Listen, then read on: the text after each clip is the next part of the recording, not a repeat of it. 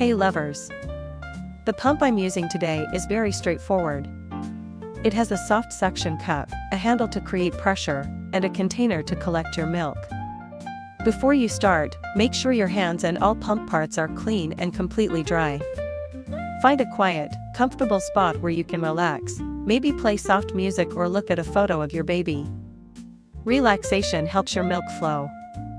Start by gently placing the pump over your breast so it forms a comfortable, secure seal. Slowly squeeze the handle to create gentle suction. This motion helps trigger your milk letdown. It's completely normal if only a few drops appear at first. Patience is key. After a minute or two, you should notice milk flowing more steadily into the bottle. Keep your shoulders relaxed and your breathing slow. If needed, gently massage your breast or switch sides every few minutes to help empty both breasts evenly. Following the pump's rhythm will make the process smoother and more natural. If you feel any discomfort, stop and reposition the pump. It should never be painful. When you're finished, release the suction carefully before removing the pump. Pour your expressed milk into a clean, sterilized container or storage bag, label it with the date, and store it safely in the fridge or freezer.